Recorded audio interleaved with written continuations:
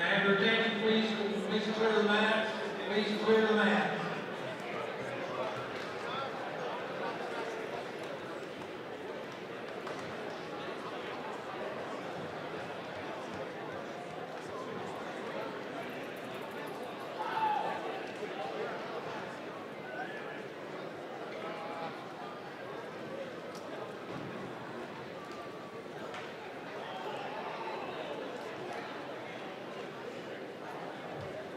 Welcome to Defiance High School. It is our pleasure to host you and the 52 teams from 4 different states to our 11th annual Border War Wrestling Invitational. As you know, it takes countless hours from numerous people to organize and administer such a large event.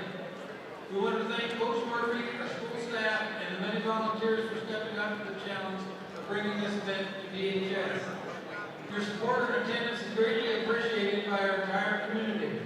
We wish all the competitors the best of luck. Our concession sponsors are Bob Evans, Keystone Meats, and Meyer.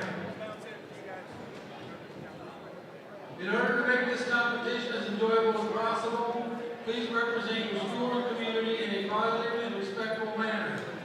Let's make this contest great by remembering to respect the game. The officials for this match have been selected and assigned according to procedures adopted by the Ohio High School Athletic Association. Their experience and integrity qualify them for the important part of this friendly interscholastic match. Tournament coordinator, Mr. John Wagner. Officials for today's tournament are Mr. Steve Asmuth, Mr. Joshua Ingalls, Mr. Denny Uhl, Mr. Robert Mahica, Mr. Matt Lewis, Mr. Mike Durr, Mr. Brian Carlin, Mr. Ricardo Barajas, Mr. Bob Fricky, Mr. Todd Peterson, Mr. Doug Cootsley, Mr. Robert Jennings, Mr. Larry Leggert, Mr. Horatio Barajas, Mr. Eric Barajas, Mr. Hugo Barajas, Mr. Brent Carlin, and the head official, Brian Seiler. Welcome, gentlemen. And now, ladies and gentlemen, we live in a country with freedoms like no other. To honor this great country and the men and women who have and are defending it now, please stand for the singing of our national anthem.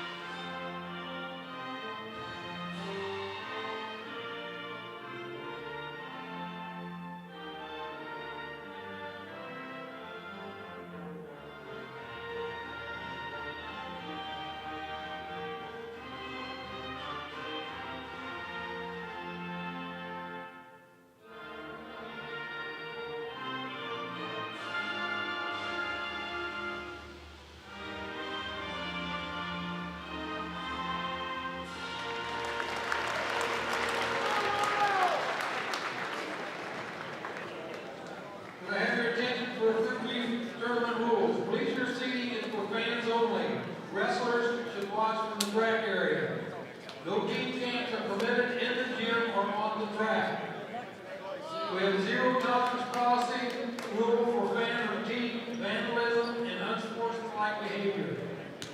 The Defiance High School campus is totally smoke-free, which includes outside our Inman Stores area. Thank you for your cooperation to make this tournament great. Good luck to all wrestlers.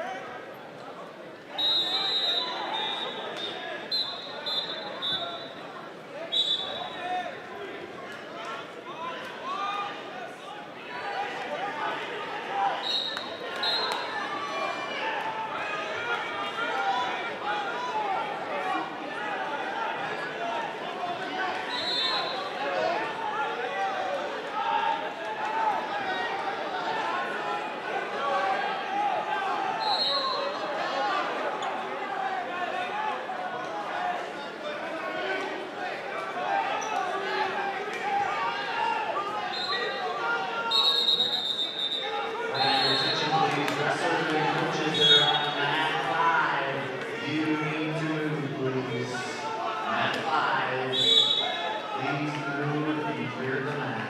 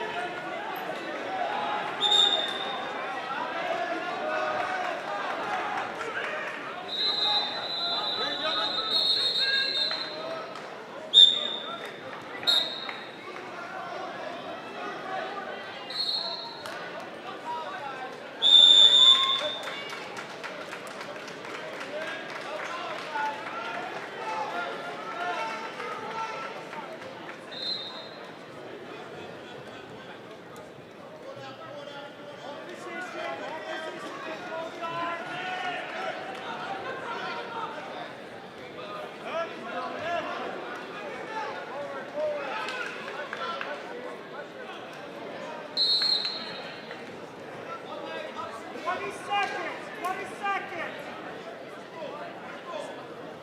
Back up, get your knee up. Move your feet. Good job. 10 seconds. 10 seconds. Inside.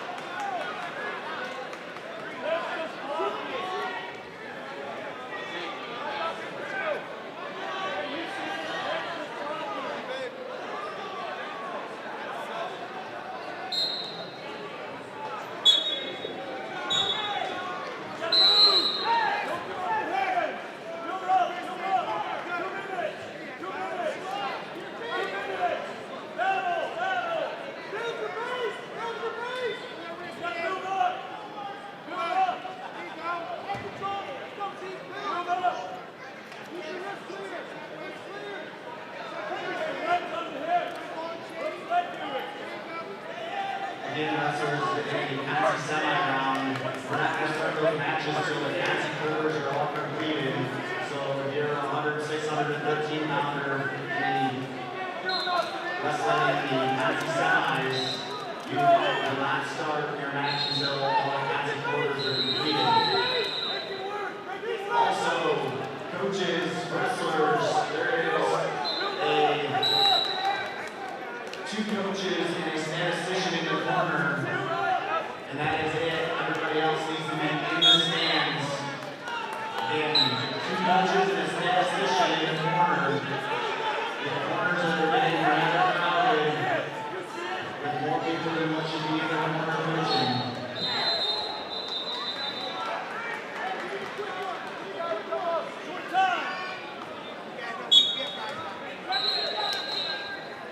I have your attention, please. I'd like to remind all the coaches to turn in their votes for the most outstanding wrestlers. Coaches, please turn in your votes for outstanding wrestlers.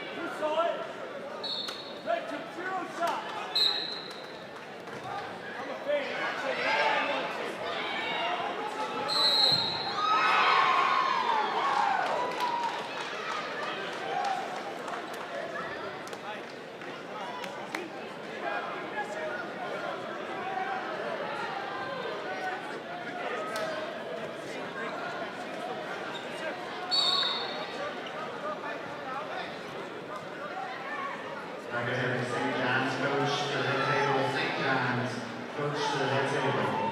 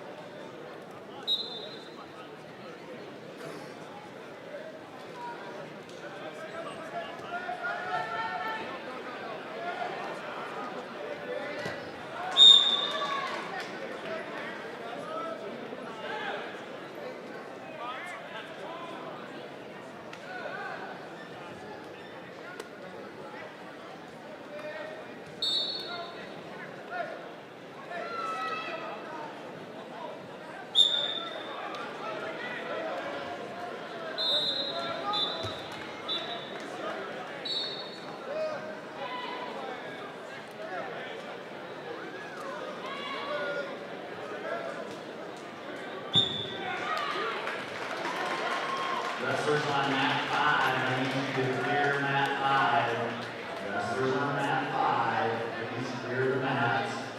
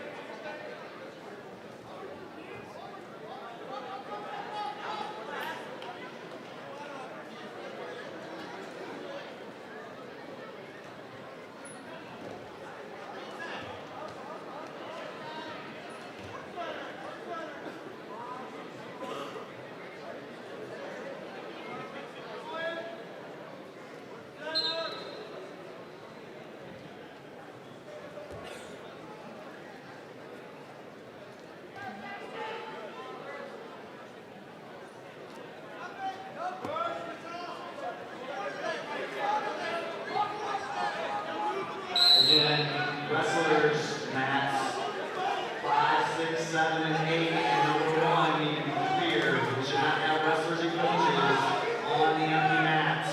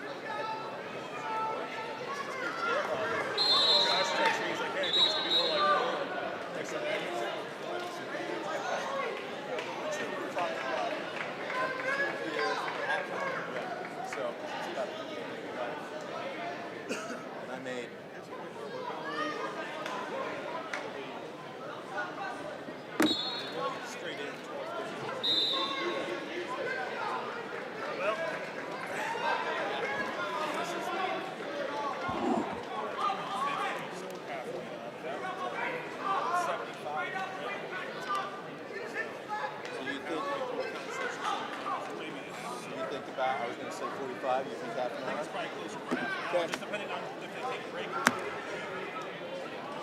sounds like Yesterday they're Ray going said to they're just going to roll in. It sounds So, like they're going to run 106 on one side, 113 on one side, and just keep it moving. So they're 2 big passes running at the same time. okay.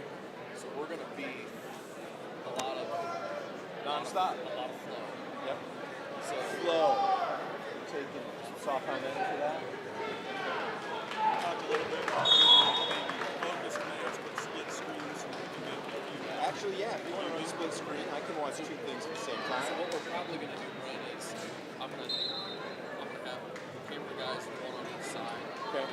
We're gonna put their cameras in the split screen if we need to go that way. Okay. Or it might be one if we need to. Well, look, we got eyes too. I think sometimes you forget we could get locked in on this when the action's actually still happening right there. So if you need us to follow something specifically off the screen, we can.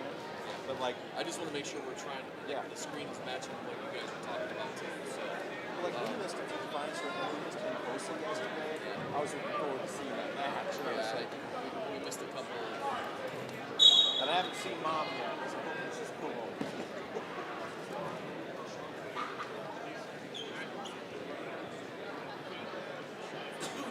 Okay. Well, welcome to live broadcast.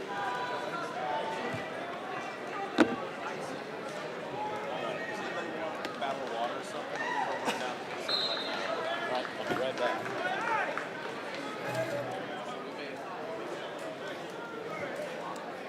Yeah, it's non-stop. It's supposed to be out of here by lunch. It's going to be maybe 45-minute by Yeah, that's the way that Great, my wife's Christmas gift is supposed to be delivered this afternoon. I'd like to beat her to it.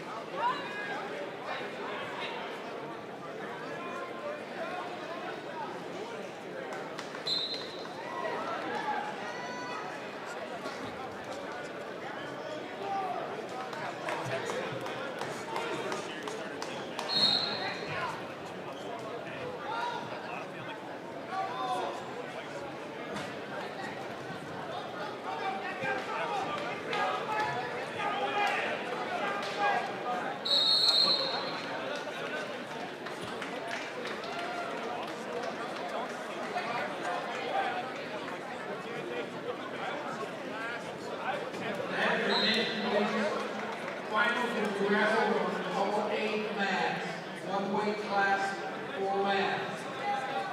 Second weight class, the other 4 mats. Mats 1 and 5 will be for 5th place. Mats 2 and 6 will be for 3rd place. Mats 7 and 3 will be for 1st place. And mats 4 and 8 will be for 7th place.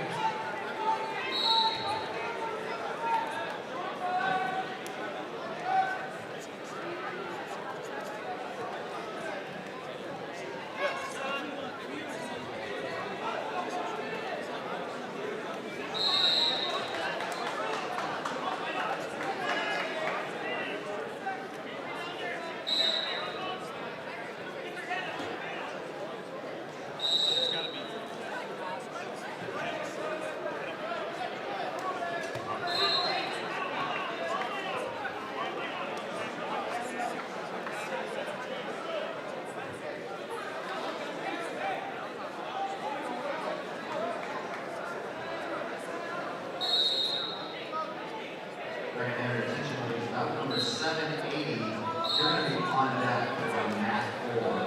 Bout 780. You're going to be on deck on mat 4. That's 285 pounds. Translation semifinals. Bout 780. You're going to move you to mat 4. You are on deck.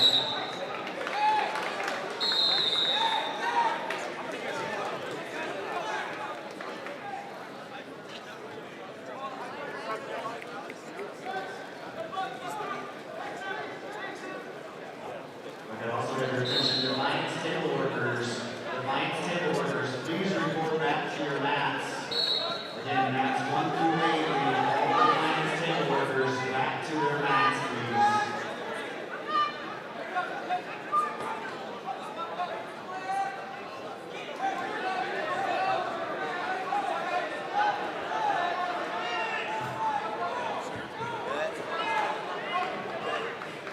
I'm probably just taking a couple extra home, polish off these 2 on the road.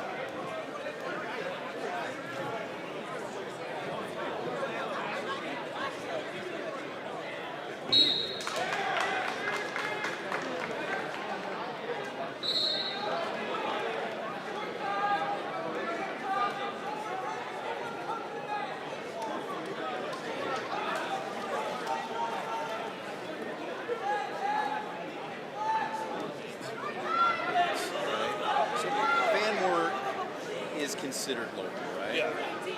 BMW.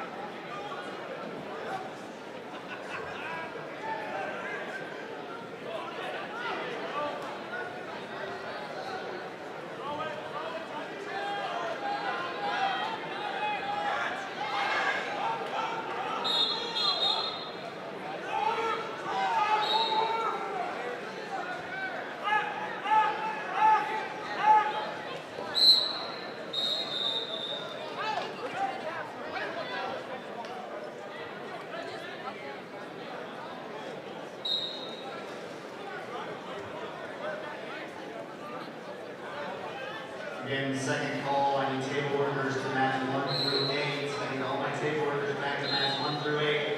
I also need match 1, 5, 6, 7, and 8. Clear off. We're conclusion of these matches, we will be starting the finals. So again, I can have match 1, 5, 6, 7, and 8 cleared off. We will be starting the finals at the conclusion of these matches.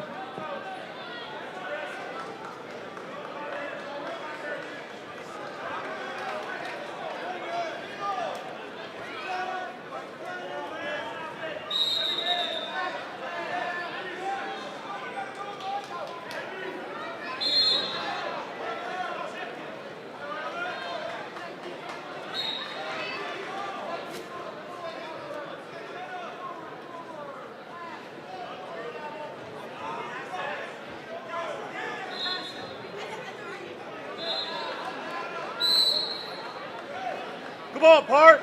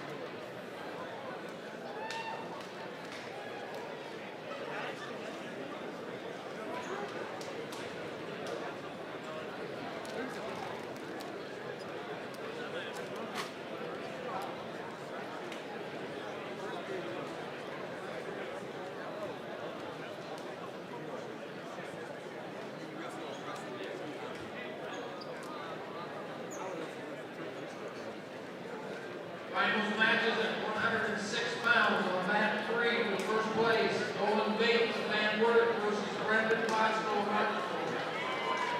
For third place on mat 2, Dave Brow of Eastwood versus Alexander Orselman from Swanton. At 113 pounds on mat 7 for first place, Brooks Miller of Marshall versus Hunter Meeker of Eastwood. On mat 6 and third place, Rudy Omido of Dowagiac versus Jackson Duwasi of Denora. I was going to say. All right, we welcome you back. The morning session, the backside is now in the books. It is time for champions to be crowned. We welcome you back to the Dog Pound. Brent Balbinot alongside Sean Mack as we are, I can't believe how fast this has moved. We're all calling each other going, hey, what do you think? Maybe we should get in here about 2 hours earlier than planned. It's a testimony to how well this tournament has been running. But we are now at the point where gentlemen are going to be securing their spaces on top of the podium. Sean, you ready to get this one going? Absolutely. A lot of great matches happening now. A lot of local kids. A good weekend for a lot of the local kids.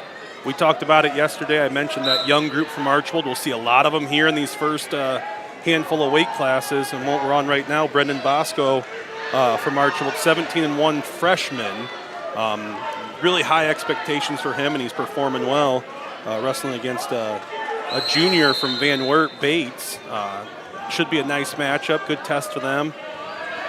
But looking around on the mats right now, I see 4 or 5 kids from Northwest Ohio here wrestling. And we're going to do our best to herd cats, ladies and gentlemen, because Brendan it with is the a headlock, sprint. Getting near fall, first period in the championship match against the upperclassmen.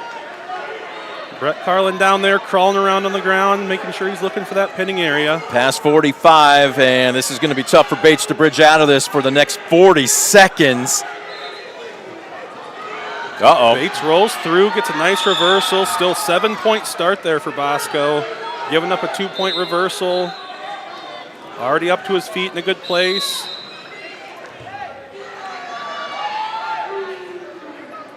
They've got a really nice young group of wrestlers that are all training together, travel together. Bosco with the reversal. There it is. Back on top in the first period. Up 9-2 as the final seconds tick off the first period clock here. So interesting. We saw a little bit of everything in that first 2 minutes, but a question I asked you yesterday, now that you've obviously got your legs underneath you and you probably have had a chance to scout your opponents at this late in the tournament, what did both gentlemen just learn in the first 2 minutes? Yeah, I think Bates maybe a little bit more nervous than when he walked on the mat. Nice start for Bosco. The Bosco kid, he's got a twin brother that also wrestles. They wrestle so much, this is just another day for them.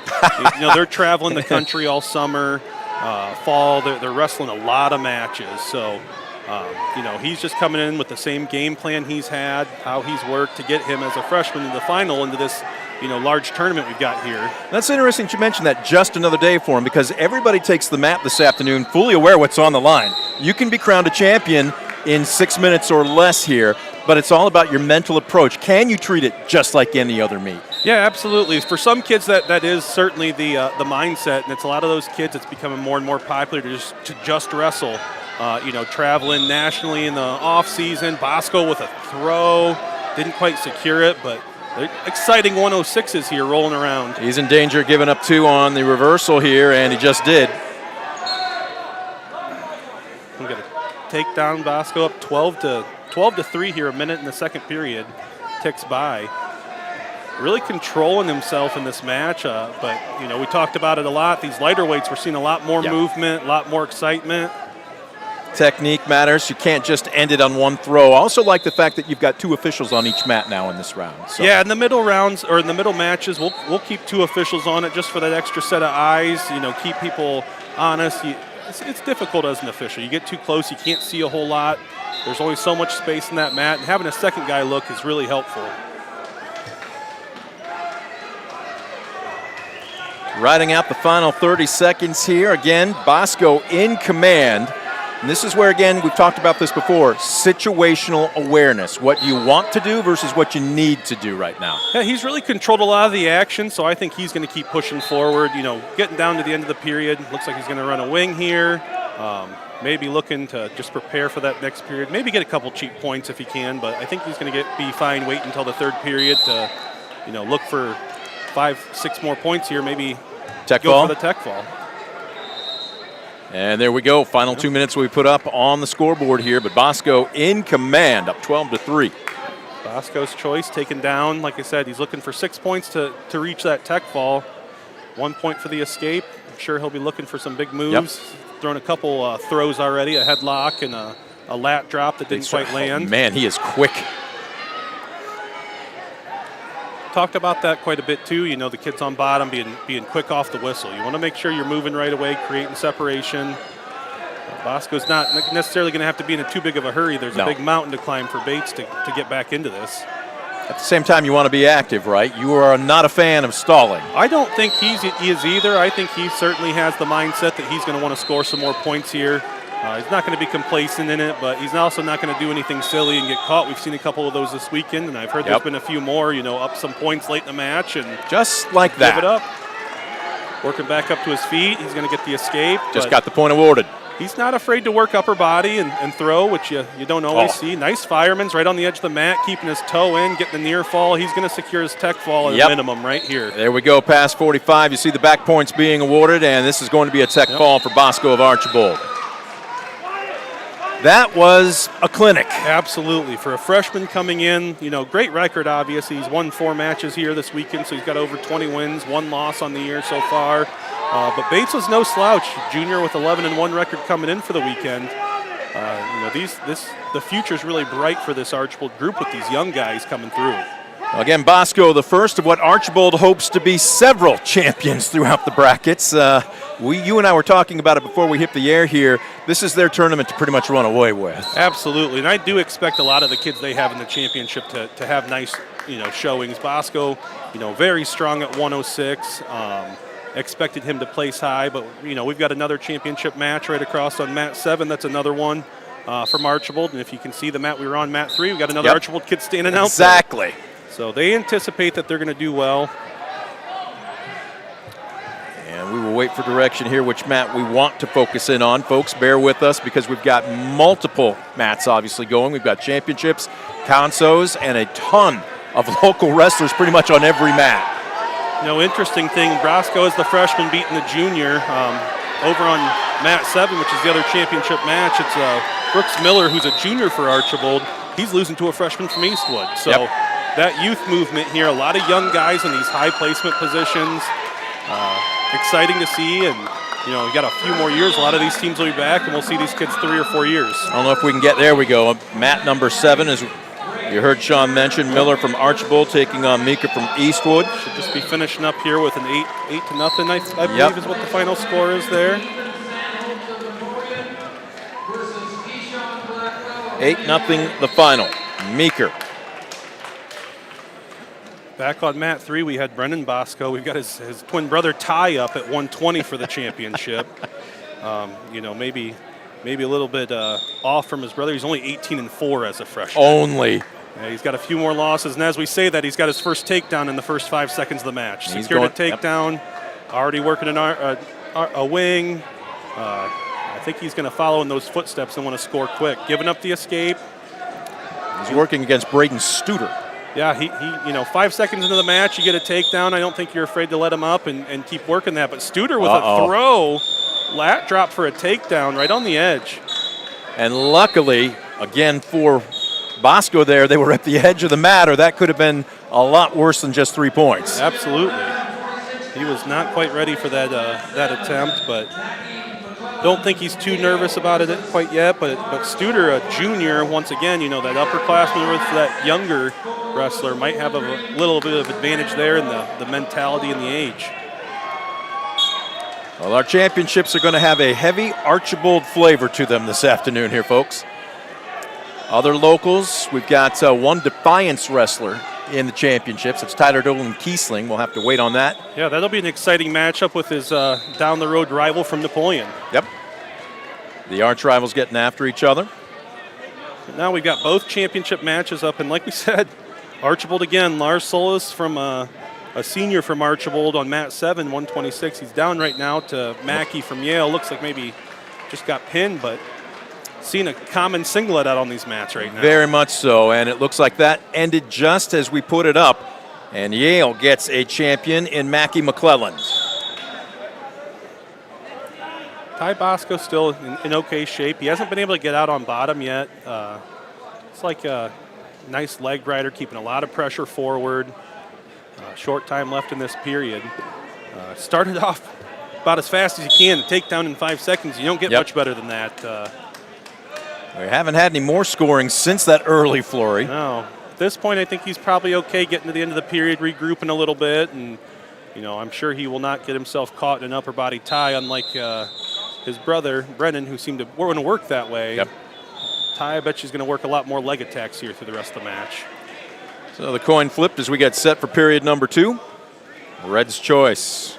That is going to be Studer, and what's he going to elect to? Is he going to go neutral? Yeah, neutral for the second period. Both of them confident. I mean, Studer had a nice throw, but like I said, Ty wants to work those leg attacks. Nice low double, finishing through to the out of bounds. Once again, I mean, he got thrown, but I wouldn't be completely surprised if he let him up and worked another takedown. As long as he stays out of that upper body tie, he might be happy being there. I'll tell you what, Studer looks like he's very wiry, though. He's not going to be on bottom for long. No, very aggressive, nice build. You can tell very athletic. Looks like maybe we've got a little bit of blood somewhere. Maybe some cleanup. Break down the body types here, because for 120 pounds, Studer looks pretty cut. Yeah. Whereas Bosco looks a bit more wiry, a bit more rangy. Well, yeah, and where we're standing, it looks like there's probably a good 3, maybe even 4-inch height difference between the two wrestlers, but you can tell that basically in their muscle composition as well. Studer, you can see a lot more cut muscle on that, but, it can work both ways. It depends on the wrestler. I think we're just kind of looking, maybe saw something on him, just wipe it off and get back to action here. Appears to be all right. Look for Ty to continue to kind of stay out of the tie-ups and, create some openings, low shot right away. And quick move by Studer, though. Great reaction, spins for a takedown. And you're seeing a split screen, and I'm looking over at mat number 5. Looks like it's a Napoleon there. Napoleon, yep. Napoleon at 126. McMahon from Napoleon and Harrigan, it looks like. Be a Conso match, correct? Yeah, down there, I believe that's our third place. There's that fifth place matches down there. Stand corrected. So, folks, we could be covered under a cubic ton of paper here. We got Liam Harrigan from Anthony Wayne, a sophomore, 21-4 coming in, and Keaton McMahon, a freshman, once again freshman from Napoleon, 13-9. Looks like Harrigan's up 1-0 right now in that match. Right now, Napoleon in a bit of trouble there, trying to bridge out, and we just see the stick. It looks like we got the end of that match. Yep. So Anthony Wayne claims 5th place at 126 pounds. As our focus now back to mat number 3. Studer's really riding tough. Bosco hasn't really had a whole lot of movement, any separations, got those legs back in. Certainly is not going to be underneath all that much here. See what the third period brings as we're running low on time, but I don't anticipate Studer scoring much here in the last 10 seconds, and see who chooses what position. Final 2 seconds ticking off the clock. Both wrestlers will regroup, and right now this is sauce for the goose. It's anybody's match here as we enter the final 2 minutes. Absolutely. I think, as interesting as it is, I think both wrestlers are comfortable on their feet. Studer picks down. He did escape relatively easy. Hasn't really seen a whole lot from Bosco on top, in those first 2 periods. Might try to ride him a little bit more and get a turn this period instead of letting him up, as he hasn't really showed much of what he's going to work on top. Nice breakdown, keeping that pressure forward. And potentially dangerous hold.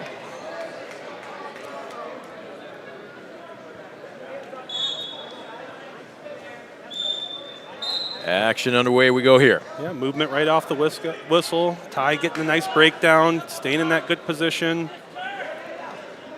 Like I mentioned, I kind of thought here with Studer taken down that Ty might work a little bit of that top. He really hadn't shown any of it in the first 2 periods. Was a lot more comfortable getting to his feet, but it's close to barring up that arm, and Studer's just very active. Absolutely.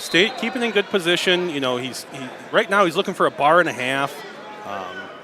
Had some local Monroeville kids who really did that well. Logan Stieber, known well for it, and a lot of kids using it now.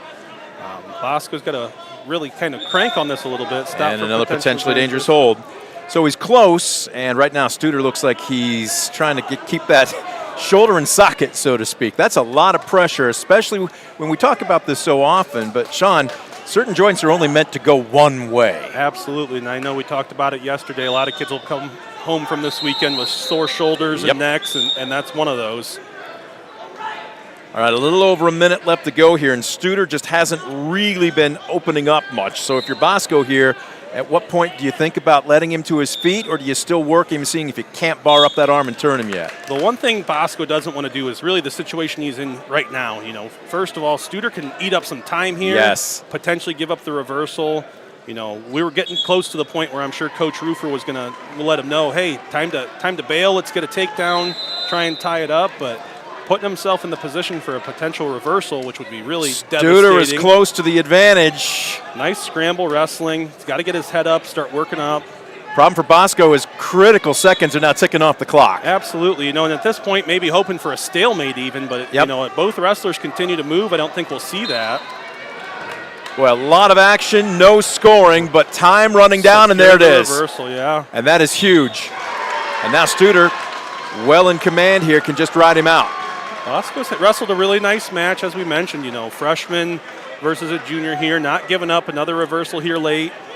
Needs to kick him out.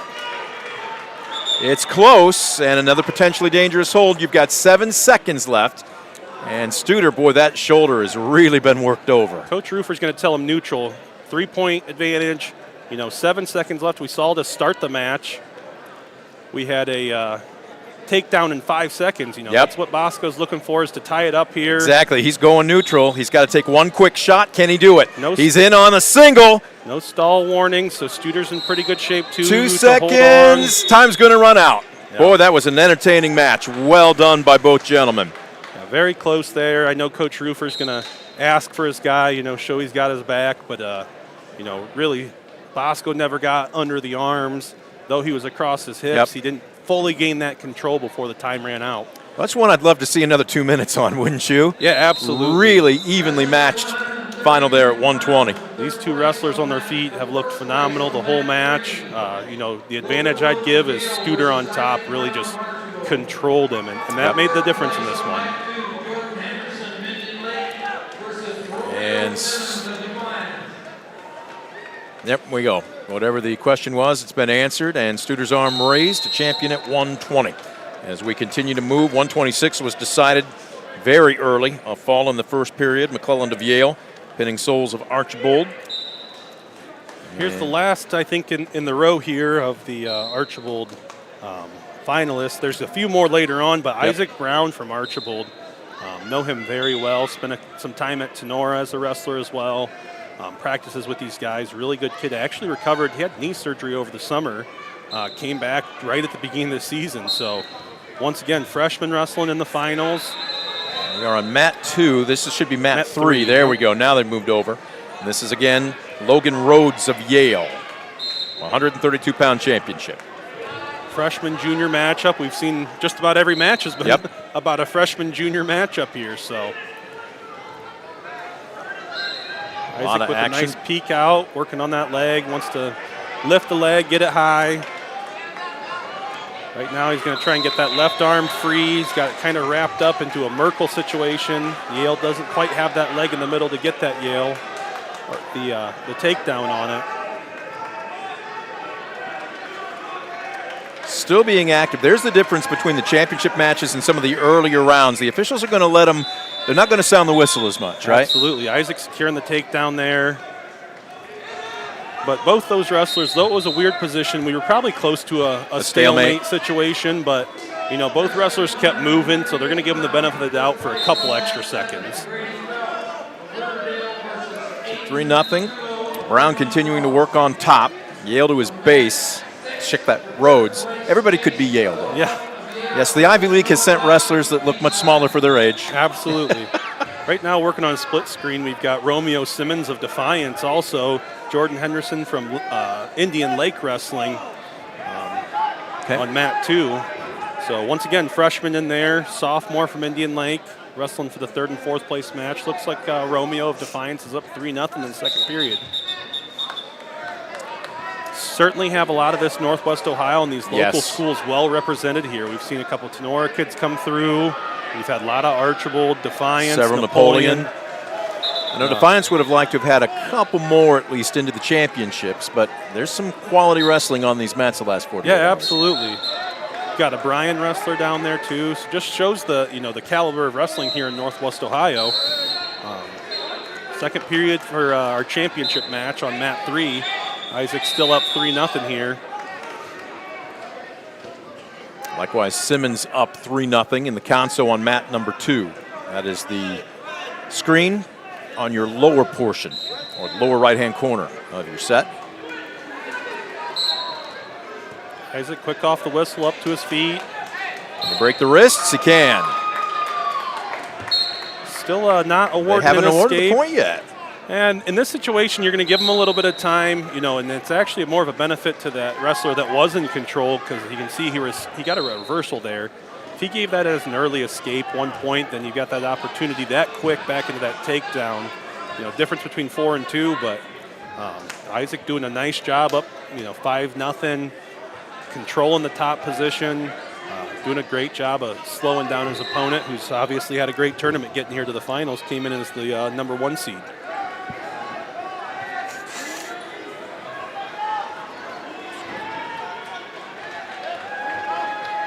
All right, now he's turned him. He's got back points, or does he? Yes, he's got 4 near fall already secured. Looking for the fall. Nice pressure on him. A minute left in the period. Plenty of time, as we've said the last few days, making small adjustments here. Boy, Rhodes can't even get his feet underneath him. I'm not sure how he rolled out of that, because he certainly couldn't bridge. And he's in a world of hurt again. Plenty of time to make small adjustments. Isaac's really working in deep. Rhodes does a nice job getting out, though. I mean, that was a deep, tight hold that Isaac had. Romeo up on mat 2 in the 3rd, 4th place match, 6-1 now, back on their feet. Putting himself in a bad position. He's got to scramble out of here and get off his back. Match pulls a little bit closer. There you go. That Simmons match is the one in the lower right-hand corner. The upper left-hand corner is our championship at 132. It's 9-0 with 15 seconds left to go, and Brown in command. That's the composure, even as a freshman, the composure you get from wrestling a lot of matches. We talked about it during Brendan Bosco's match. Takes a lot of matches and time to not get worried about that. Perfectly fine right now, 5 seconds left, up 9-0. Not his choice, but really he's been in good position the whole match. He hasn't really put himself in a bad position at all. Final 2 minutes going to be put up on mat number 3. Brown up 9-0. We've got a Tenora wrestler about to take the mat on number 7. Yeah, that'll be our 150 championship match coming up here. This thing is flying, isn't it? It is. It's going to be Rittenhouse from Tenora. He's going to be taking on another Yale wrestler, Rhodes. Rhodes earlier today had a nice win over Thor Eder from Paulding. As a wrestler I know you really liked. Yeah, and still think high potential for late in the season, but that's what you get with this out-of-state competition. It's great to bring in these teams that are really pushing everybody too. It's not just teams to fill spots. You've got Eastside and Yale who are doing really well.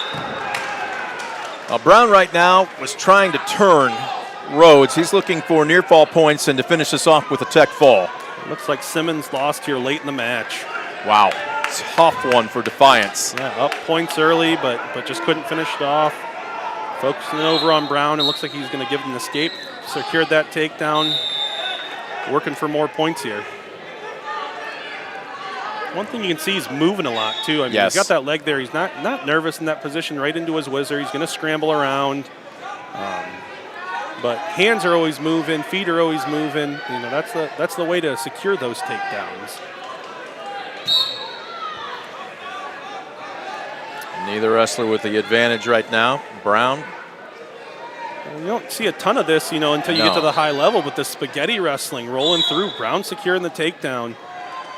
When you get to college level, you see a lot of that. Yeah. You see the ankle and the roll-throughs and the split in the crotch. You don't see it a ton in high school until you get to the high level, but nice job rolling through there, securing the takedown, up 15-1 right now. Just looking for more back points. Turn him one more time. But also having the confidence of, I know I can sit here as long as I stay in a good position. Got 6 seconds left, I right? got the match won. As a freshman, winning a nice big tournament here right in your backyard. Isaac 15-1, final major score. decision. And congratulations to the young man from Archbold, another champion.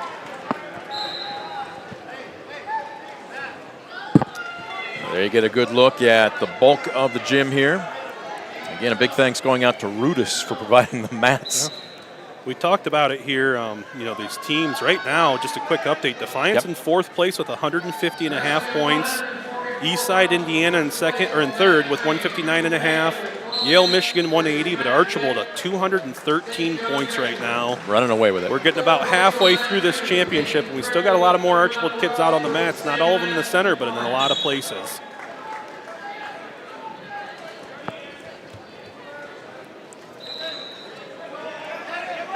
Wet your whistle there, buddy. You're not done just yet. We let you bug out of here around, noon, 12:30 yesterday. Yep. My understanding is you've signed, 2, 3 NIL deals in the last 24 hours? Yeah, some of them can't be fully disclosed yet, though. So, my guess is most of them food-related. absolutely. It's the best way to pay me. Sure.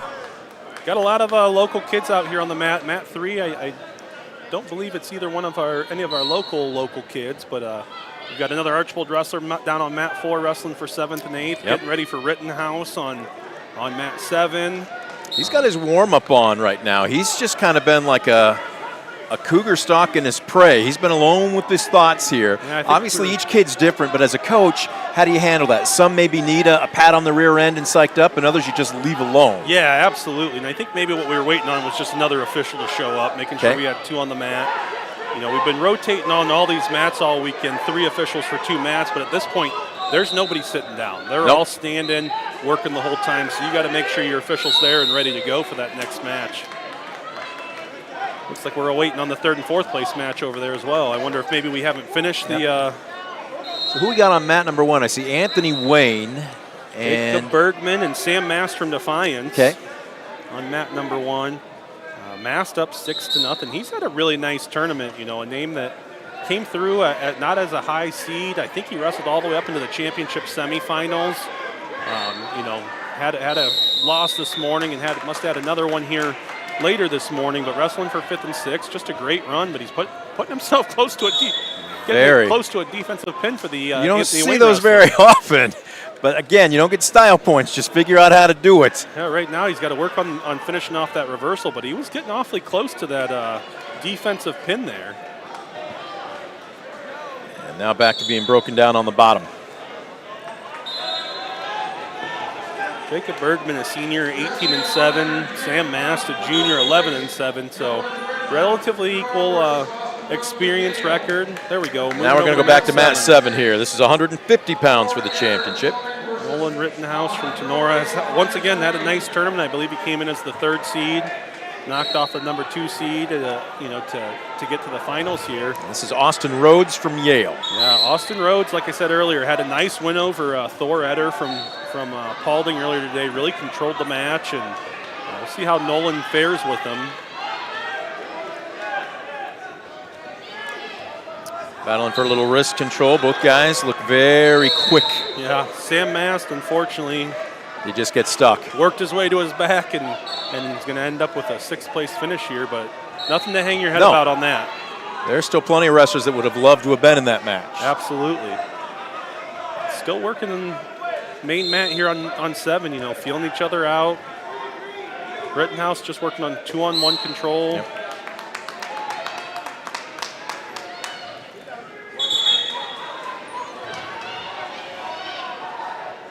Interesting mix here of aggression and yet caution at the same time. Yeah. Nice shot, Nice and takedown by Rhodes. Rhodes with the first 2 points, make that 3, excuse me. Still got to get used to the rule change. He certainly has shown a little bit more in the more movement, more hands moving, those fake shots that we've talked about, trying to get your opponent out of position. He's definitely shown a lot more of that than Rittenhouse did there. So Rittenhouse here now trying to defend. 20 seconds left. Hopefully not give up any more points, but Rhodes going to bar up that arm. Yeah. Yep. That's what we called a farmer when I was in school. Really hard to get out of once you get into it, but maybe get a couple near fall here before the end of the period. Only one swipe. Good job rolling out by Rittenhouse. Working our way towards the tail end of period number 1 and out of bounds. Actually, end of the match. Pardon me, end of the period. Really good job by Rittenhouse. He was in a tough situation there and getting out. Really good job of fighting through that. Second 2 minutes put up on the scoreboard. Rhodes is down. Rittenhouse will cover. Rittenhouse, I'm sure, regrouped here. Hopefully he's got some good stuff from the top position, but jumping over for a far side cradle without getting that far arm, it doesn't always work the best. And you see there, Rhodes gets the escape, and see Rhodes' fast hands and fast feet. When he gets moving, he doesn't stop, and that's one of those benefits he's got here, and why he probably secured that takedown in the first period. Probably going to get a stalemate here. It's one thing to counter. It's another thing to counter and stay aggressive and turn that into offense. And I think that's what we're seeing from Rhodes right now. Absolutely. The quick feet, not always the most fun thing to do is look at the feet on the wrestler, but Rhodes is really moving him quick. See him get away from that long shot attempt by Rittenhouse. Moving him quick to secure the takedown again. Another takedown. Just to go behind. Make it 7-0. And we'll see how Rhodes works from top. A lot of time left to go in the second period. Rittenhouse got to get his head up and start working his hips up. He's going to let him up. Rhodes may be looking to score some more points. He's felt pretty comfortable in both those takedowns. Rittenhouse got to get his feet moving. You can't keep him so planted into the mat right now.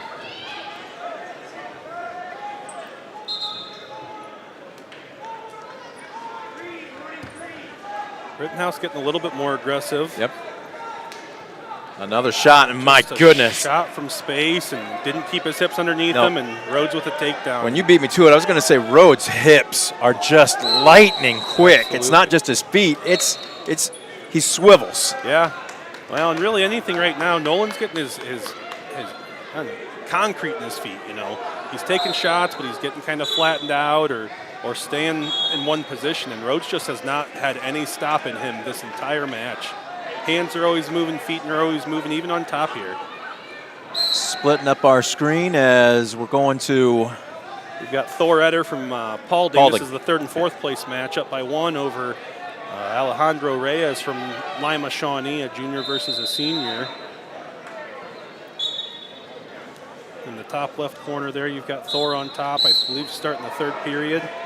About to start the third period in the bottom right-hand corner too, and Rittenhouse is going to have to, I don't want to say throw caution to the wind, but you're going to have to really be aggressive here down 13-2, aren't you? Yeah, he really needs to look more to an upper body tie-up maybe. He's taking a couple shots from space, which is really not where you want to be.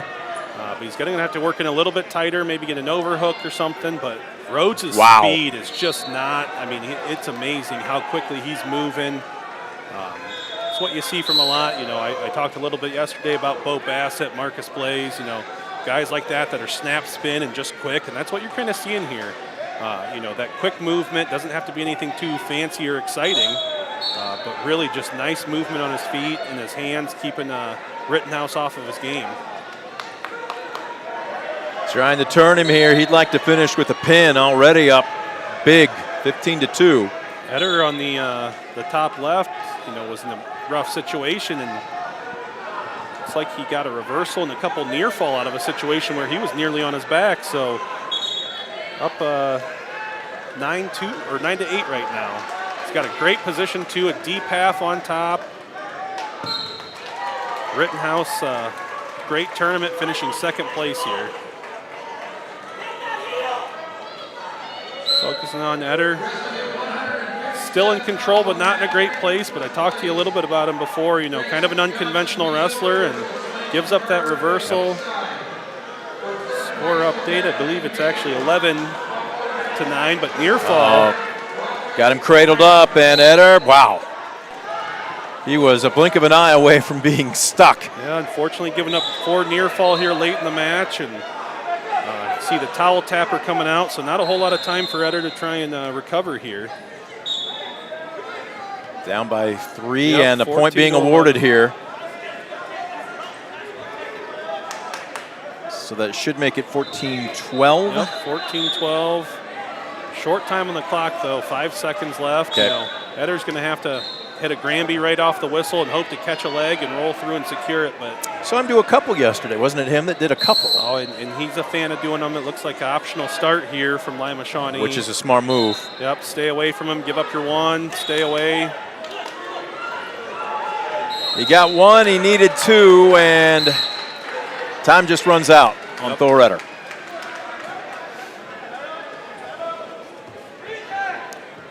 High level of wrestling we're seeing, not just for the championships, but basically still all the way down to 5th and 6th place. Yeah, every once in a while here I try and peek over to the 7th and 8th place match and the 5th and 6th place, and you're right. Just as high a competition level as they have on all the rest of the matches. So where are we headed next? Mat number 4. We've got Anthony Wayne. Got Tucker Sproul from Ayersville Wrestling.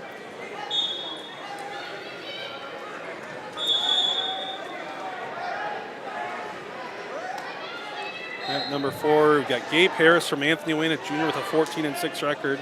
Tucker Sproul, also a junior, picked up his first 2 losses of the season here at this tournament. Had a really nice run at Findlay here a couple weeks ago, but right now he looks like he's down 3-1. We saw Sproul earlier yesterday. Matter of fact, he pinned Hattemer. Yeah, that from was Tenora. that aggressive match that we were watching. You know, both wrestlers really getting after it. Probably some football competition between one another. A team across the river. Adds a little extra juice to things, doesn't it? Looks like we've got blood time is what they're working on. Maybe a scratch on his shoulder. You know, long weekend, you're getting all kinds of dings and nicks in you. And at this time of the day, you'll see bloody lips and bloody noses, and not a whole lot you can do about it. Dry weather, a lot of physical action. We've got another match on mat number 7 here. Ashton Stuckey from Archibald, another one of those Archibald wrestlers in the finals. It's going up against Runyon. Really making short work of these championship matches here. We've got 157, 165 up already.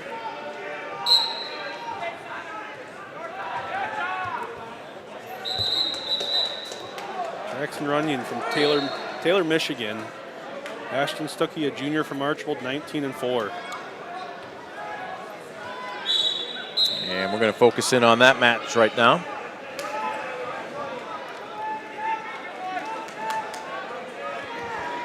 Early in the first period, feeling each other out.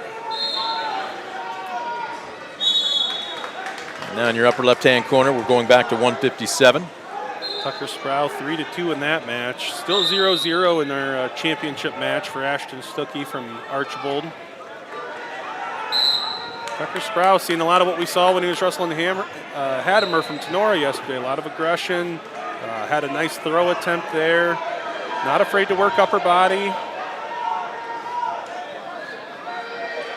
Not afraid to be aggressive in this match. Trying to control the wrestler's head from Anthony Wayne. Stuckey still 0-0, championship match. Under a minute left to go in the first period on that one. Sproul giving up a takedown on the edge here, second period for the Ayersville wrestler in the 7th and 8th place match. You still got plenty of time in period number 2 here. Again, if you're Sproul, you just get to your feet. Matter of fact, we've seen a lot of guys get to their feet. Well, forget that now. They're going to go optional from neutral. Yeah, So absolutely. But we saw that yesterday with Hattemer. He's perfectly fine coming to his feet. I think he might have even been down by a couple points when he secured that throw on Hattemer and pinned him. So certainly comfortable working upper body, trying to get into those up top collar ties. Stuckey from Archibald with a takedown in the championship match here. Getting those points early in the match. A lot of wrestling going on here. A lot of local kids too. Yep. We're giving you a buffet here this afternoon, folks. Have seconds, thirds, and fourths. All right, Stuckey will cover.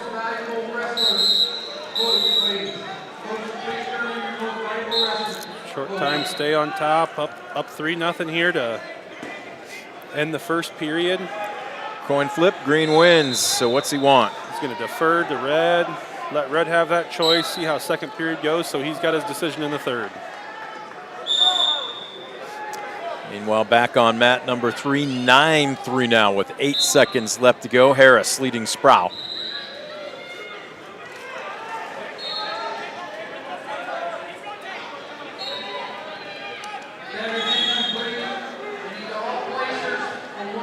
Stuckey doing a nice job, staying heavy on top, not letting Runyon get a free point here. Ran out of real estate. Stopping it a little bit early. They had some more room per the rules, but nice job by the officials stopping it before one of them ended up in that table. I was going to say, neither guy at the scorer's table even flinched. They did not. Stuckey gave up that takedown, but at the same time, he ran some time off the clock there, probably 20 seconds, made him work to get that escape, not giving up free points. Take a little bit of that energy. It's been a long weekend. The more you can sap here in this match, the better. Back to center circle.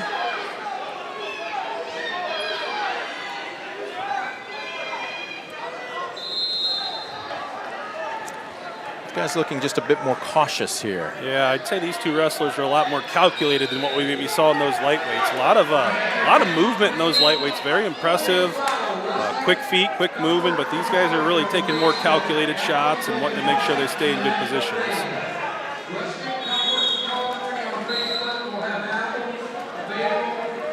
Stuckey in the deep collar tie here. Probably just trying to exert his will a little bit, pushing him out of bounds. Making the ref think a little bit, hey, he's moving backwards, I'm moving forwards. Just trying to plant the seed. Yeah. Situation like that, it's going to take a couple times, but, it's always better to have in the ref's mind that, you saw me be aggressive 2 or 3 times. He's only been aggressive once. Boy, this is a slow dance, isn't it? It is absolutely. Great movement out of both wrestlers there, moving around, getting in position. Sproul back up there, third period down, but much of what we saw throughout this whole match is trying to work that upper body, throw attempts. At this point, a little more experience, a little more thought into it. He's got plenty of time to maybe get a regular takedown before he's got to go for something big. Certainly. Then Stuckey with a little bit of a half-hearted shot there, but Runyon with a good counter. Yeah, very calculated, as we've mentioned in this. Neither one of them's putting themselves in any sort of bad position. Kind of playing here for the third period. A scoreless second period still means anybody's match here as we go into the third. And speaking of the third, only 57 seconds left to go over on mat number 4, and the conso's at 157.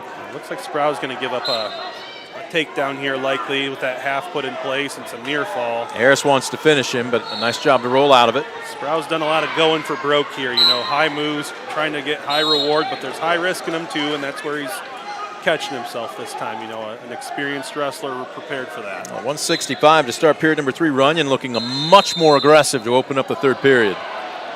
Yeah, we got a 4-1 match here, so takedown difference is all we have. Runyon's going to work to get that point, and you don't.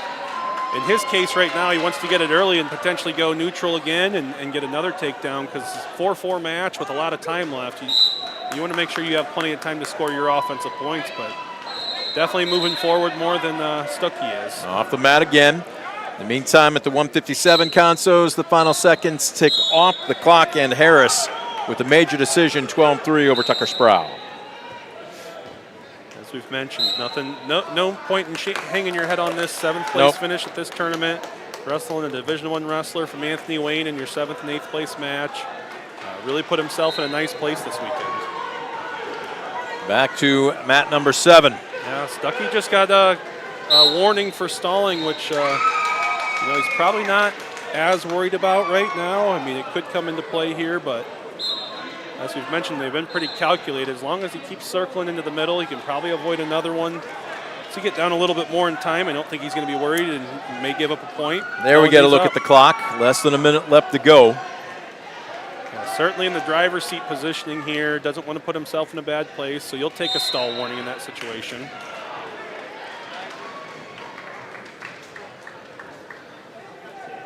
40 seconds left. You'll see a lot of that. A lot of what we've seen through this whole match. Yeah. Runyon's going to get aggressive here. The coaches are going to be telling him, you got to go. 30 seconds left. It takes a while to finish a takedown, so you got to work something. And Stuckey's going to be just fine, kind of floating and dancing. He is. And he get a warning on a stall. Yep, gave up one there. He's 20 seconds left. As long as he's pushing forward just enough here. It's going to take a takedown in the final 14 seconds for Runyon, and we'll wait and see with a dozen seconds left to go. 12 seconds left. He's still got enough time. The next stall point would still be just one. Exactly. So has that ability to give up one, but hopefully coach is saying keep yourself in the center of the circle, keep your hands low. And Stuckey is going to dance out the final handful of seconds. It was a slow dance, but Stuckey gets the invitation to prom. He'll stand at the top of the podium. Absolutely. He's Winner 4-2. Long weekend like that's a nice win at the end of the day. Everybody's pretty tired now. Sucked a lot of energy in the matches to get there and did just enough to make sure that he came out with the win. We're working our way into the upper weights right now. 165 is now in the books for a champion. Still looking ahead at 175. We're going to have Grohl from Napoleon and Bish, who I believe is the second seed, correct, from Mohawk. That promises to be a really good matchup. Yeah, absolutely. Bish, a state placer last year in Division III. Looking for a high podium finish this year. Grohl having a really nice tournament coming in as the 1 seed, 15-1 coming into the tournament today. Probably see a little bit more of that calculated, but I watched Bish here a couple times this weekend, and he's scored a lot of points. He is not afraid to get after it, and Grohl would be in the same place, won by tech fall in the semifinals. Yep. So they've seen a lot of points scored between the two of them all weekend. Well, it's what you expect the championship round to be, right? Best on best. Absolutely. As you mentioned, both of them probably have seen each other a couple times, peeked out of the corner of their eye and watched to see what they were doing. And Grohl in on a leg here, lifting. Now what can he do with it? He's bringing him back into the center circle. Doesn't want to give him an opportunity to sneak out of bounds here, but Bish doing a good job of creating separation, not getting too close to him. Grohl really wants to do a trip here, but the further Bish can stay away, the harder it is to finish that. Working on hands, trying to push that foot down. What's your strategy? I mean, Bish, if you're Bish here, you're totally defensive right now. No, and then as a 175, the flexibility of Bish to have his leg up in the air like that, scrambling out, getting right back in, not giving up a fleeing or a stalling call after he dives towards that out of bounds line, turns straight back in on the offensive. They're very close on the edge of the mat, but neither wrestler being awarded anything yet as the final 9 seconds tick off the clock, and we got a whistle. Stalemate there, good positioning. Not much either wrestler could do other than hold on at that point. Get him back in the center. Great action there with that single leg lifted. Grohl did exactly what he needed to. Got it up on his shoulder, really tree-topped it, but Bish just with a nice scramble to keep himself in a great position. And the first 2 minutes will go scoreless here at 175. Bottom right, we've got Defiance's Abel Paxton, 14-3 against Ben Beard of Liberty Benton. So side-by-side matches, the first and second, third and fourth place at 175. We lost our camera feed there, the battery going a little low. Josh has been doing that to me all weekend. Every time I say something, he changes it. So there we go. We've got Abel Paxton on the back and forth. We're going to go back and forth, absolutely. They're right next to each other. Second period, 0-0 in the championship match. Grohl taking bottom. He's got that head buried in the mat. Bish has got a 2-on-1, it looks like, underneath, kind of pressing forward. Grohl wants to get one of those hands off his wrist and start to work up, but said it a lot of times, that head down on the mat's not a good place to be. No. You've got no momentum up and no leverage if you got your head buried. Bish really being strong on top here, though. You got two, I wouldn't say brutes, because at 175 you don't normally think this weight as being that tight, but these guys are both exceptional in that area. Yeah, aren't absolutely. And we were talking about the head in the mat. Grohl just got warned for stalling, and I really think that probably had a lot to do with it, with that face buried in the mat. That official doesn't feel like you're working for any improvements. So got that warning and sparked a fire, got up to his feet, couldn't quite get the escape though. Off the edge of the mat. Grohl down, Bish will cover. Sometimes you just need a little bit of that spark to get you ignited to work up, and Grohl did that. Bish goes for a far side cradle with the stand-up of Grohl. turns him to the mat, still in an okay position. Bish has got a leg in, nice and deep, is going to work forward, potentially work for a power half. Right now, looking at the clock, that's going to be another one that the Potentially ref's going to dangerous. see. There we go. Yep. You That was obvious. Don't want to spend too much time looking at the clock because that's another one like your head down. The ref sees that, and there's only so many things you can be doing when you're looking at the clock. Roll to his feet. Can he break the wrists? Tight match here, still 0-0 after goal picking down. You know, would be a real win for Bish to keep him down through the full period, not giving up that escape point. Really wrestling tough on top. Yep. He hasn't stayed real parallel with him, which is another nice thing for Bish. You know, he's working off to the side, getting his hips off, giving the effort to the official, and that's probably why Grohl got his stalling, you know, head down, but Bish is working off to the sides. Now into 10 seconds. A second period that has been a battle of attrition right now. Bish drops to a single, and he's going to sit down there and let the clock tick out. Wow. All right. Still no score. Plenty of action. Both wrestlers have had their opportunities. Grohl in the first period, Bish in the second. Bish on bottom here in the third period. You know, he's going to try and do what Grohl wasn't able to. He's going to work out quick, looking for a switch. But he's already been able to create more separation than what Grohl really was able to. Grohl's got to be careful with what he's doing here because he's going to give up another stall. He just did. He gave up an escape. Gave up the escape. That was a good move by him. You know, Bish wasn't really trying to get out too hard, but, you know, that internal clock for the official gets so far. He could have given up another stalling and then the escape. So better position for him to be in right now. And we got our camera back. You see the bottom right-hand corner. That's the Abel-Paxton match. That match is also a very tight one. 1-1 over there. Just underway in the third and final period. We've got under 90 seconds left to go in the third period here in the upper left-hand corner. The championship at 175. And if you're Grohl, you're hitting that critical 60-second mark here. Yeah, that's really it. Once you get under that minute, you'll start hearing coaches yelling a little bit more. You got to go now. I mean, you got to have time. We've seen several leg attacks today where people have got it on them. It takes you 10, 15, 20 seconds to finish it. So there he goes. He's got the low single. Can he do anything with it? Great job getting across to that far one. Gonna get the takedown. There it is. With 48 seconds left, just the way you called it, right? Absolutely. That's the exact time that I would have been in the corner yelling to get going, and Grohl's got that clock at his head, knows what he's doing here. One thing he's got to watch in this situation is he did give up that stall warning in the second period, up 2 points right now. You give up a stall point and an escape, you're tied up. You got to get another takedown. There it is, the stall warning. So a point awarded. Yeah, Grohl's really going to have to ride tough on top right now. 23 seconds left. He's going to want to bury Bish's head down, try and get him flattened out. He can't just sit on top and let him tripod up. He may give up another stalling. Or, Bish, he worst sat case out. scenario, give that escape up. I mean, Almost. right now, Grohl's the only one with a takedown in the match, so I suppose if you take it to overtime, you're not going to be too upset, but good position, 2 hands on it. He's going to hold on to that leg as tight as he can. Bish doing everything he can here. This is like a windmill in a tornado. Yeah, Grohl doing a nice job climbing up to avoid the stall call. Time runs out. Wow. Great job by Hayden Grohl. 3-2. Those two could wrestle 10 times, and would you flip a coin each occasion? Absolutely. That was the exact match we were talking about beforehand. That's when we started early on. Knew that it would be a nice finals match, and they didn't disappoint there. So our attention will move over one mat to mat number 2 with 1 minute left to go. Still tied 1-1, and we're actually in overtime. That 4th dot up on the scoreboard. We're in sudden victory here.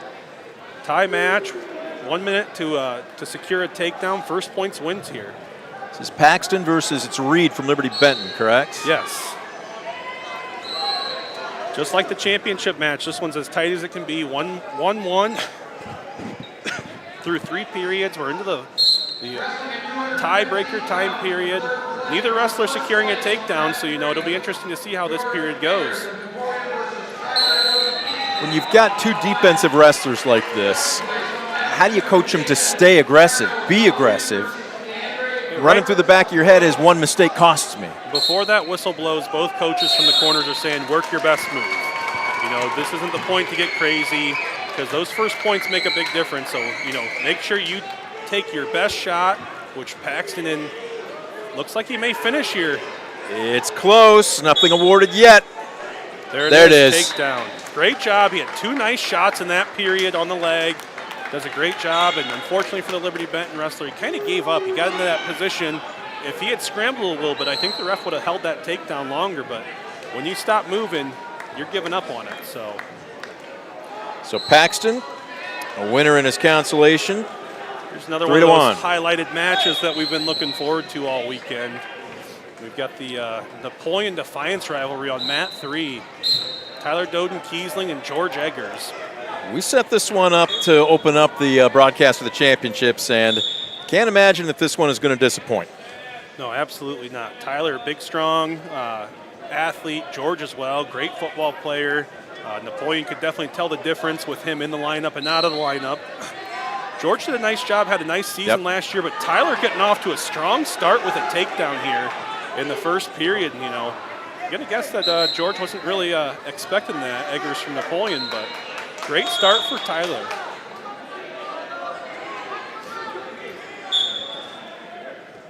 Whistle sounds. We get to these upper weights here, Sean.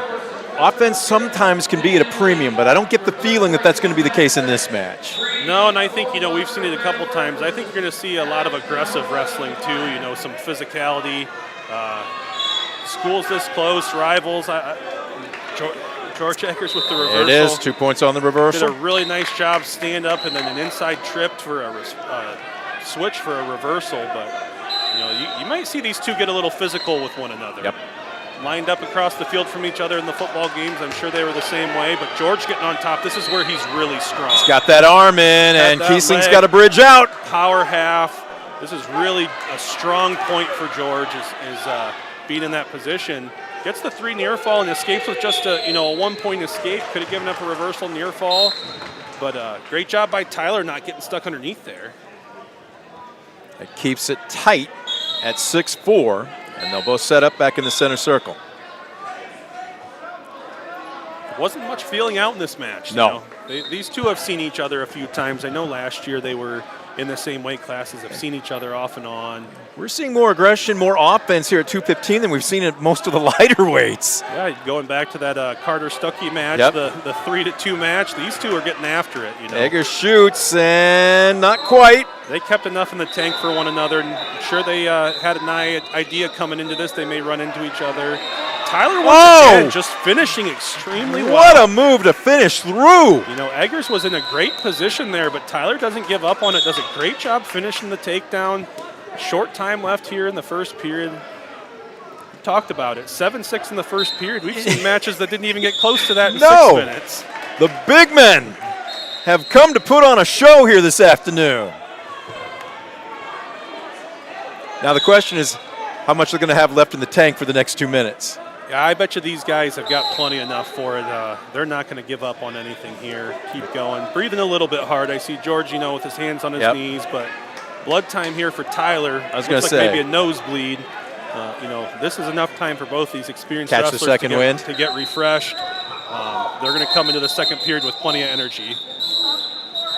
You saw Coach Murphy come out and just kind of slyly engage with the official. Heavyweight match, we got another Defiance wrestler over there. Alex Hinojosa in the finals against Brees Bolenbach from Van Wert. Both these guys, expecting a trip to Columbus this year.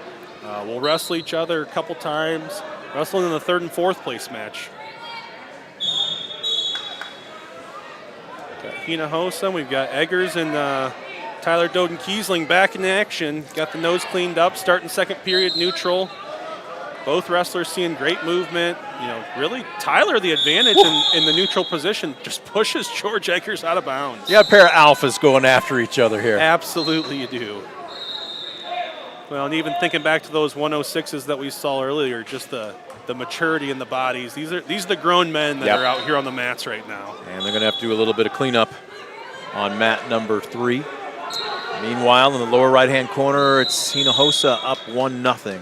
I'm seeing the scoreboard correct, and now we'll get a better look at it. Yeah, this is a match, Hinojosa and Bolenbach, that you'll probably see a couple times this year. They'll wrestle in their duel. They'll wrestle at the conference, and then they'll be at the same sectional, I'm pretty sure. So, two heavyweights that'll see each other a few times. No different, though, in our other championship match. George Eggers with a takedown there, finally getting that offense moving straight into a leg. Tyler was definitely in a better position in those that first period with takedowns, but that little breather for George, I think he said, I got to kind of show you what I've been doing. Working those legs in deep. Tyler's keeping his arms in, not wanting to get in that power half situation that really works hard on your shoulder, but George has got it in. He's working it over. He's going to take his time, plenty of time.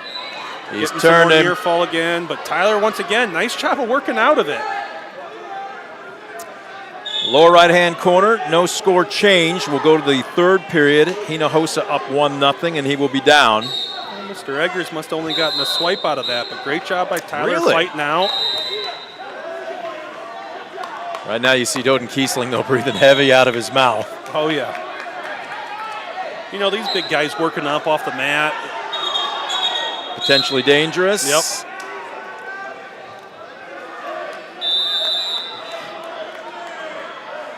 Tyler's going to need to be careful with that. He kind of reached back and pulled the leg off to the side. I believe Mr. Eggers during football season, maybe that's what his issue was early in the season, was some knee or some hamstring issues. So certainly want to be careful with that mid-season here. You don't want to miss something on a silly situation here. So Tyler, great Look job. At this, he got it. Got the reversal, tying up the match. I can't tell you I would have thought this was going to be quite as high scoring of a match as what we're seeing here, but the officials are showing clasping in this situation. Absolutely. Still got to stay on top of it here as much as you want to let them wrestle. The rules don't change. Tyler gets his reversal, and we talked about it early on, this two-man situation. The head official, Rick Barajas, is working on the other side. He can't see the situation, but the assistant, Brian Carlin, that's the whole purpose of this mechanics, is to work both sides. So he saw that clasping, showed it to Rick, and then Rick, also shows it, gives him a minute to, work through their situation, but then eventually awards that point, putting Eggers up by 1. So it's 10-9. Yep. Right now, there's a point for an escape potentially. Now Hinojosa rolls Bolenbacher.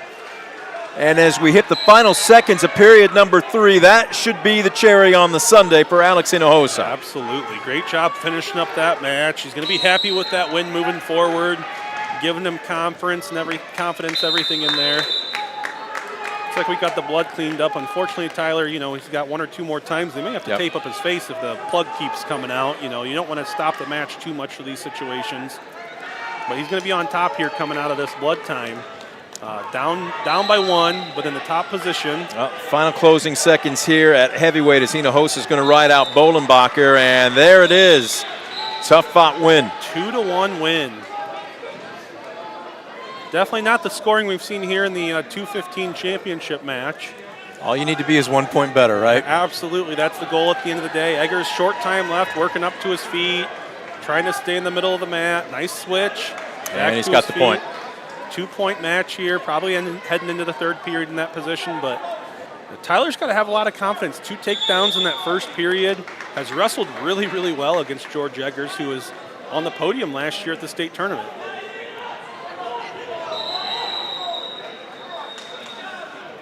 Matt's starting to clear. I was about to say the same thing. I was looking around. We've only got action on 2 other mats right now, so everybody becoming a spectator. And what a great match for everybody to finish up watching here. 2 guys, 20 minutes from each other, great wrestling, high-scoring event. Not 2 guys who are blocking and waiting, but just a really good match. Tyler on top. See what his turn is. It looks like he's maybe trying to run a wing, but George Eggers in on a leg. Yep. And Doden Kiesling in trouble here. Tyler hooking that leg, kind of holding on, hoping for a stalemate situation. But that situation, George is a leg rider, so he knows how to move those hips around, get his position on top. And there's the reversal. And is awfully close to near fall right now, too, if he pushes Tyler's head away a little bit. Got an illegal on top. George is in a position, but he wraps his leg and figure fours the body, and no ill will there, just, late in the match, tired. I'm sure, just wasn't thinking it through there. but still secures the reversal, up 13-10 right now. Odin Kiesling quickly to his feet. Great movement right off the whistle, up to his feet. Getting through some of these roll-through situations. You know, Tyler's got to be careful rolling through with George in control, because even with that leg in that situation, if he breaks that 45, he's going to give up some near fall. They're almost off the mat, and Eggers will bring him back. And now Doden Kiesling running out of time with just 45 seconds left. Yeah, right now coaches are saying, you know, let's not worry about reversals. You got to work your body up, get your hands free.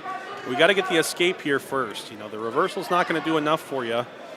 You can get him off your hips, get some separation, get an escape, and give yourself an opportunity for a takedown to win the match. Eggers, nice job getting that leg in, bringing him back. Whistle Blood sounds, time and we got call more here. blood. Be the third time in this match. Kind of clean him up. Saved Tyler a little bit there. He came back. It looks like he was getting close to breaking that 45, and the official stops blood. Blood time's the number one thing we look for. That stops everything, trumps everything we're doing. Got to make sure we keep everything clean and safe for the wrestlers. Well, this is the last match standing. Everybody else on the other 7 mats have now caught their breath, and this has become the focal point. Present some awards out in the lobby. I heard them calling for kids, getting that going. The officials, I see smiles on all their faces other than maybe the 2 that are still out there. You know, everybody else, long weekend, lots of work, happy to be concluding, but what a great match to end the tournament on. And what a great tempo for the tournament from start to finish. We were anticipating the championship rounds probably getting started between 2:30 and 3 yesterday. Try about an hour, hour and a half before that. Yeah, we're going to be done and wrapped up before we get to that 2:30, 3 o'clock part here. Which leaves you plenty of time for happy hour, pal. All that NIL money that you've been inking. Well, you know, I work for food and drinks, so perfect for me. I work for nutritional supplements. I'm trying to cut weight, so. Not quite New Year's yet. We're close. Got another day or 2 here, but. And they got to reset the clock. They still had the blood time up. Yep. Caution on Tyler. Got down there and set. Official held the whistle just a little bit longer. We got 19 seconds left. Tyler's really got to get after it. You know, that, like we said, that reversal's not enough for him. He really needed to work up. He had a little bit of daylight there for a second, but Eggers, especially for a big man, is just exceptionally quick. And at this point, he's perfectly happy holding on. Yep. You know, few seconds left, staying away. One quick shot, and time runs out. What a great match. I wouldn't have guessed it was going to be a 13-11 finish here for this match. We saw 7-6 at the end of the first period. 2 great wrestlers, really performing well. Tyler Doden Kiesling's got to be, you know, happy. I'm sure he's a little upset losing. He wants to beat the rival down the road, but he had a great match there with 2 takedowns and, you know, just a few things that could have maybe done a little bit better, but great tournament, great match. And he is walking off to the side to catch his thoughts. Woulda, coulda, shoulda. And in the meantime, congratulations going out to George Eggers of Napoleon, who remains unbeaten on the season.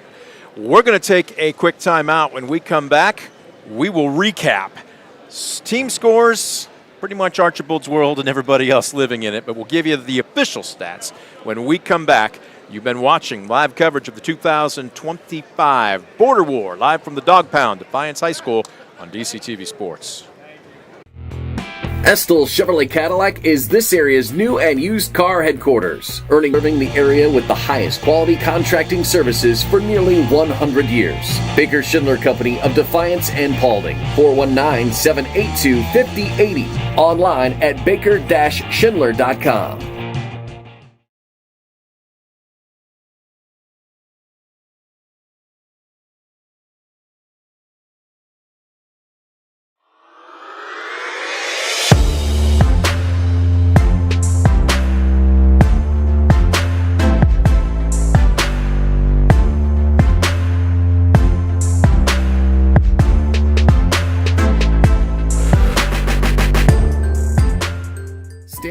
Stamball Jewelers is your trusted source for diamonds, fine jewelry, watches, and gifts. Whether you're looking for a dazzling engagement ring, a timeless anniversary gift, or a present for someone special, Stamball Jewelers has something for every occasion. Visit us today and discover why we've been serving the community since 1948.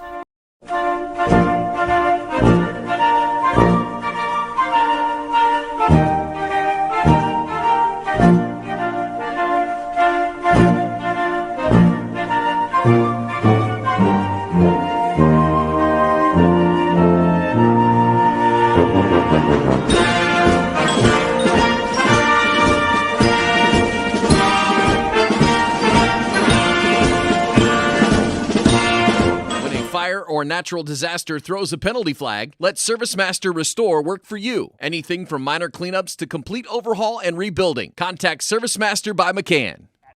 At Arthur Law Firm, we understand how overwhelming life can be after being seriously injured in a car accident. With over 50 years of experience, Arthur Law Firm has a track record of getting the results you deserve. When you don't know where to turn, get answers with Arthur. Call us today. West Banco, building a better bank every day since 1870. Community-focused West Banco. Find out more at westbanco.com. Discover affordable transfer opportunities at Northwest State. Start here and save thousands on tuition. Our advising team will help you get your credits transferred. So don't wait another minute. Get started today. Superior Credit Union, a not-for-profit, member-owned financial cooperative. Visit superiorcu.com to find out more about joining the winning team at Superior Credit Union.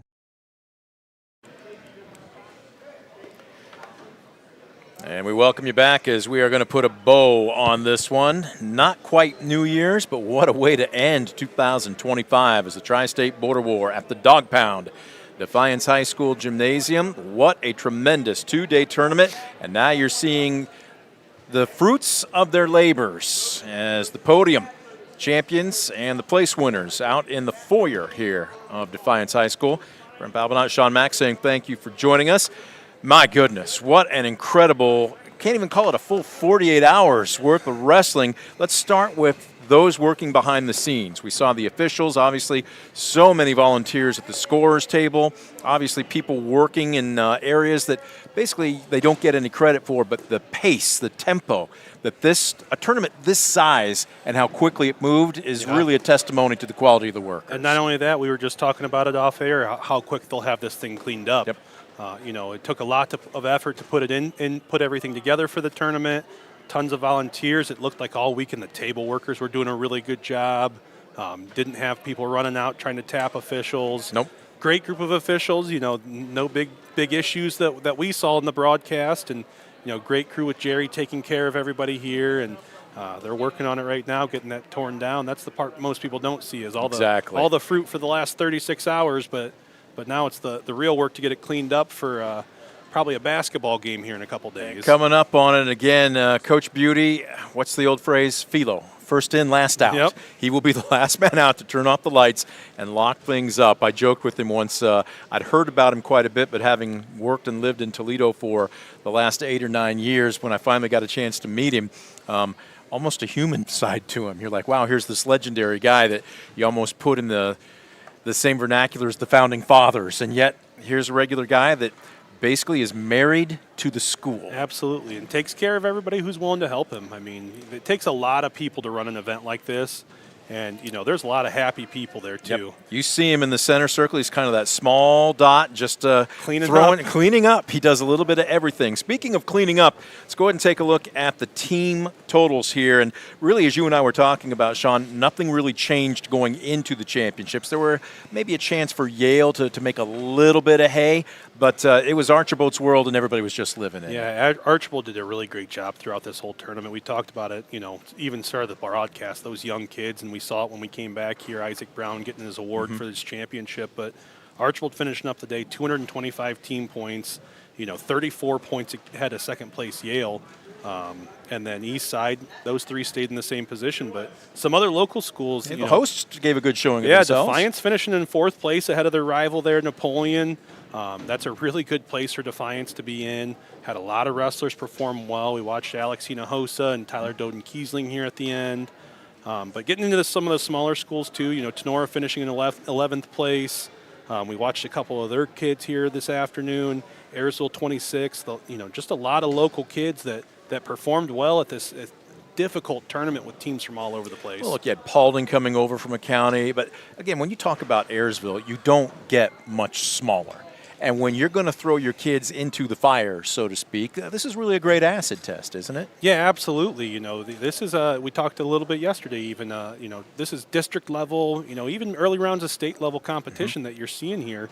And some of these kids that we're watching, we'll watch in Columbus come March, stand on that podium as well. So real test of your grit on 2 days, 7-8 matches. real test of what you've got in you to do that. And watch 2 Airso kids place in the top 8 here, and just a good showing from all the local teams, but great tournament. Great tournament. Let's go ahead and plan on doing it next year. How's that sound? Absolutely. You will be here, but in a different category, as you will have the stripes on. You'll be earning the big bucks next year. Yeah, no, I'm hoping to shift from up here. Though this is a great view, I'm hoping to be down on the floor with some of my pals down there and being right in the center of the action. He came for the pizza. He will stay for the officiating. Is that pretty much it? Yep. In all seriousness, though, Sean, you've been more than invaluable over the past 72 hours, not just here with the border war, but with the battle at the fort with the girls, and we thank you for throwing on a headset. Yeah, no problem. Thank you very much. He doesn't take a compliment very well, but he's pshawing it just like we were told he would.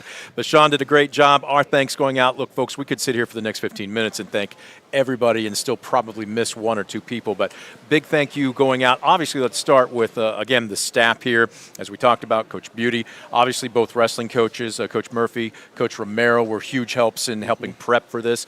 Our staff doing more than yeoman's work. Folks, we set up cameras. We've got them running back and forth, but if you liked what you saw, please let our underwriters know. Walk through those businesses' doors. Heck, send them an email. Let them know how much you appreciate it. Maybe buy a gift or 2 post-Christmas or early New Year's, but let them know how much you appreciate them helping us bring you the coverage that we have done.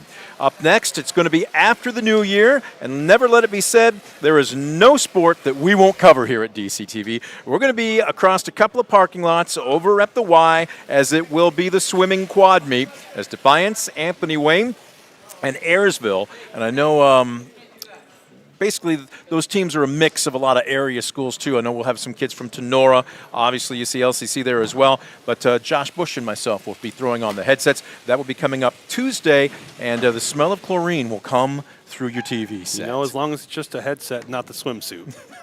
I don't think Josh is planning on competing on Tuesday, right? So it's what they call like the weightman's class in track. So exactly.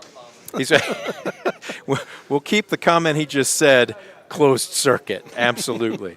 But again, in all seriousness, a big thank you going out to our staff doing a great job, and you, the fan, for tuning in. For everybody, I'm Brent Balbinot, thanking you for tuning in. A tremendous 72 hours, 3 out of the last 4 days. We saw the girls and now the boys wrapping up their big end-of-year tournaments, and we will talk to you next week and in the new year.